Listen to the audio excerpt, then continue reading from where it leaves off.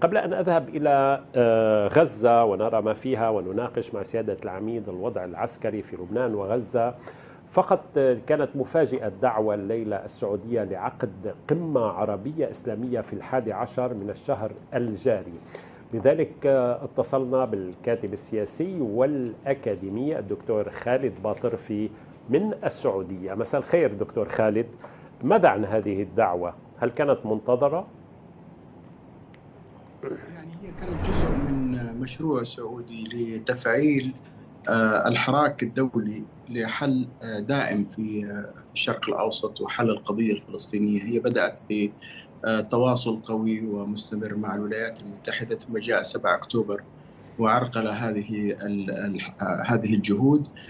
ثم بعد ذلك عقدت القمة العربية الإسلامية في الرياض، وشكلت لجنة وزارية من وزراء الخارجية في عدد من الدول العربية والإسلامية جالت العالم كله، وما زالت يعني تقوم بواجبها في الدفع باتجاه إيقاف الحرب وبدء حراك اليوم التالي أو مشروع اليوم التالي. الآن لدينا أيضا غدا وبعد غد التحالف الدولي لإقامة الدولتين، ويجمع الدول العربية والإسلامية بالإضافة إلى الاتحاد الأوروبي، وتدعو جميع دول العالم للمشاركة في هذا التحالف الذي أعلن في نيويورك على هامش اجتماعات جمعية الأمم المتحدة المتصلة بفلسطين. ويرجى من هذا الاجتماع أن يضع آلية عمل محددة، برنامج محدد لليوم التالي، بالإضافة إلى آلية عمل لإيقاف الحرب القائمة اليوم في غزة وفي لبنان.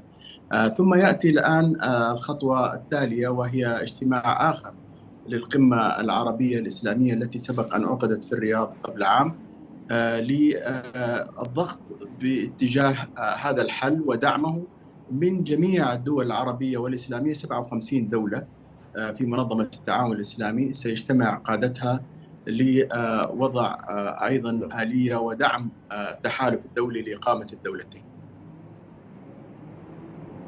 طب دكتور خالد، يلاحظ أنه القمة ستكون في 11 من الشهر الجاري، يعني بعد الانتخابات الأمريكية، بعد نتائج الانتخابات الأمريكية إذا صارت الانتخابات يعني بشكل عادي ولم تحصل مشكلة كبرى.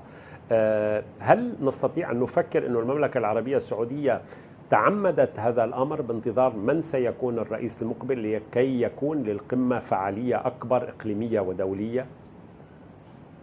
ربما، ولكن لا أعتقد ذلك. هي عملية ترتيب للأحداث. يعني أول عندنا التحالف الدولي، ثم عندنا اتصالات دولية وبرامج أخرى، ثم تأتي القمة. لا تنسى أن القمة يعني احنا يعني لازم تعطي فرصة لرؤساء الدول من الملوك والرؤساء ورؤساء الوزارات أن يضعوا القمة في جدولهم. لا يمكن أن تعلنها اليوم وتقيمها غدا.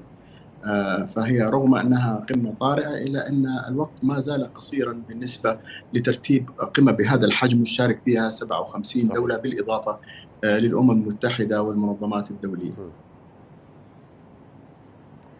شكرا جزيلا لك دكتور خالد بطرفي، وإن شاء الله نلقاك قريبا في لقاء طويل نتحدث عن البعد السياسي أيضا عما تفعله المملكة العربية السعودية، دول الخليج والعالم العربي من أجل قضيتي لبنان وفلسطين في الوقت الراهن. شكرا جزيلا على هذا التعليق على القمة.